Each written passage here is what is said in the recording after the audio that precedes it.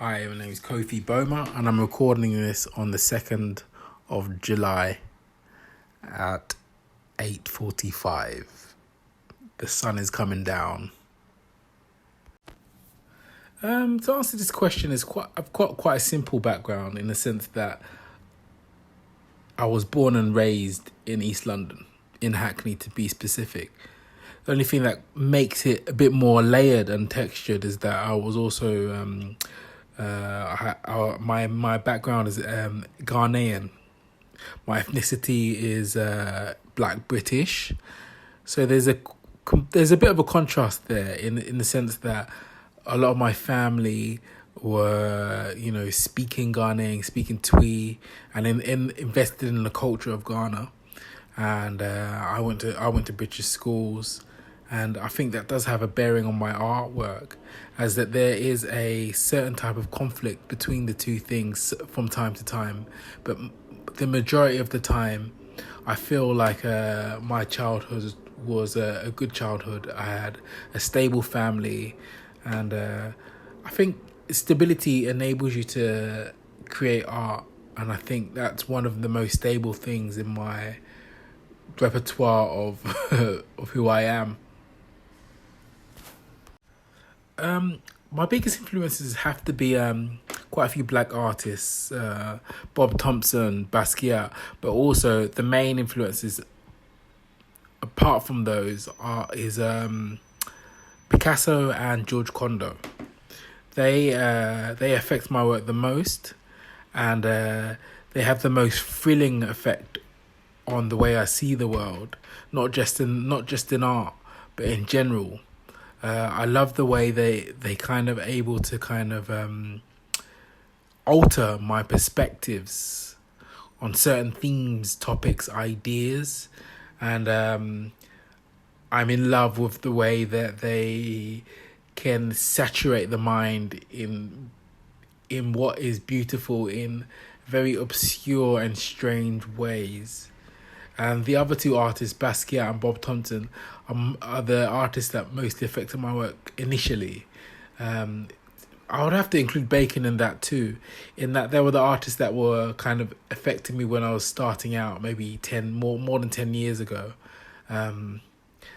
They have less of an influence, but Basquiat always has a residual influence in his attitude to art. Although I don't write on my paintings, I love his attitude to art and the way he sees things and the way he can kind of express himself in the most enthusiastic way about kind of random things. I love his degree of knowledge about different things, and I try to kind of allow that to engender into my own work. I'm focusing right now on this mashup between old master paintings and contemporary paintings. I like the idea of kind of blending things that have come before us. Frans Hals, Rembrandt, Rubens, Goya. These are all the painters that got me into painting. Pop into the National Gallery when I was younger. These are the things that kind of affected me to become a painter. But at the same time, I want to kind of try and progress the art form forward and push into like abstraction. So I on one side of the canvas, there's this kind of nostalgia of these old master paintings. That's what I'm working on at the moment. And on the other side of the canvas, this kind of like childlike, contemporary, maybe abstract play. So I want to kind of draw both ends of the spectrum into one kind of like alchemic, stew, and kind of try to blend the two worlds and develop my own language. And that's what I'm working on at the moment.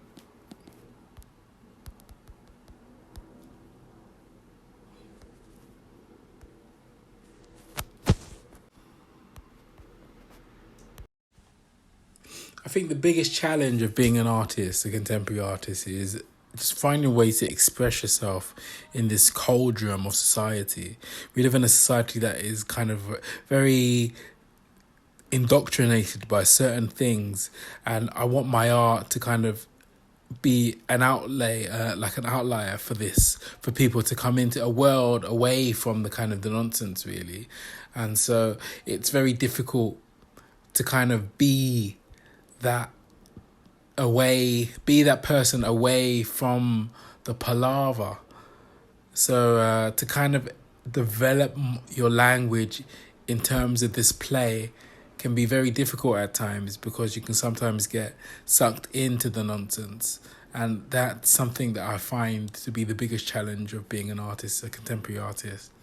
But there are many challenges, sometimes economic, which are kind of more practical and pragmatic, and less spoken about, the better.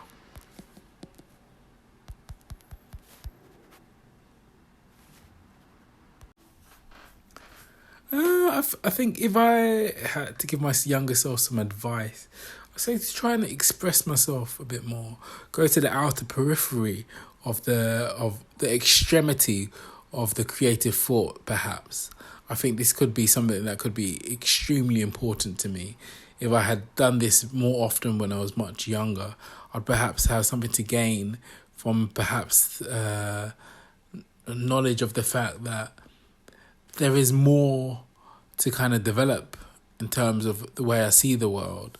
I wish I'd noted more of this, because I would like to know myself. Even I would like to remember myself. So that's what I would tell myself if I was had the chance to speak to my younger self. Taking inspiration from Albach, I decided for a while to work on paintings that were very thickly impasto techniqued. It was unconventional for me. Usually I use quite a thin layer of paint on my canvas. But for those paintings, I used a thick layer of canvas, and I really enjoyed that period of time where I was just working thickly on these characters or these faces, or just sometimes just abstract pieces. They were it was very difficult to contend with doing something different from what you usually do, but I really enjoyed that time. It taught me a lot about painting, specifically about the technique of just attracting the eye. The reader of a painter or the observer looks at a painting usually from left to right, unless you're like Arabic and you're reading Arabic writing, you read from right to left. But you usually read a painting usually from left to the right, maybe down and up or up and down, depending. And the impasto technique helped me develop ideas about how to kind of help the observer move the eye around the canvas. I really enjoyed that time. As a general rule, I listen to lots of loud music. I listen to every type of music, classical music. I listen to hip hop. I listen to soul. I listen to blues music, jazz. Coltrane is kind of a favorite of mine. I need something to kind of jerk my spirit, something to kind of like move me, in order so I can kind of move around the canvas and see what I can do with the canvas. I need something to kind of prompt me. Otherwise, I feel like I'm just a bit lost. Too much silence is a bit boring for me. So I prefer noise. I prefer music. Or sometimes a podcast, depending. The best reaction I had was a few years ago when this Chilean woman came to see the art, and she looked terribly moved. I thought, why? And she kind of had a bit of a tear in her eye. There's a bit of a glisten. I asked her why. And she just kept telling me a story, basically, that I can't really relay. But it's like a very personal story. And what I gouged from it more than the story was that you're coming into people's worlds via art. You're coming into people's lives. You're coming into people's perspective. You're stopping them in their tracks on the way here and there. And there's something to be said for that. It's deeper than you think sometimes. You just think you make a painting or you make a drawing and that's it. But It's actually much deeper than that. You're developing a conversation with people, and there's something to respect for that. Particularly if the work is not very didactic in my sense. It's work that I just make and hope people like, but mostly I just make. And I like to enjoy the fact that people can be moved by it to the point of tears.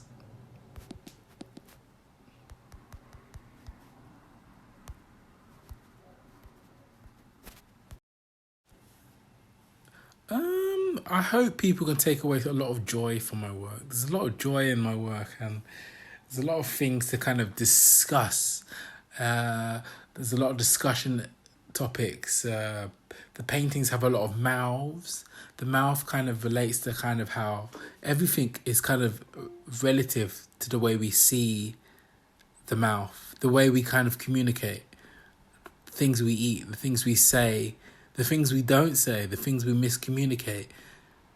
The mouth is such a considerable thing, entity, and it's like an ongoing episode, really, the mouth.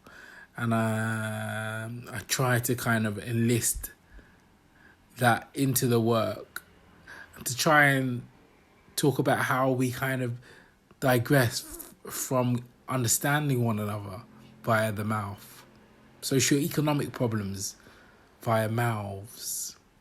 Please, if you follow me at Kofi Paints, I would enjoy that. So it's KOFI Paints.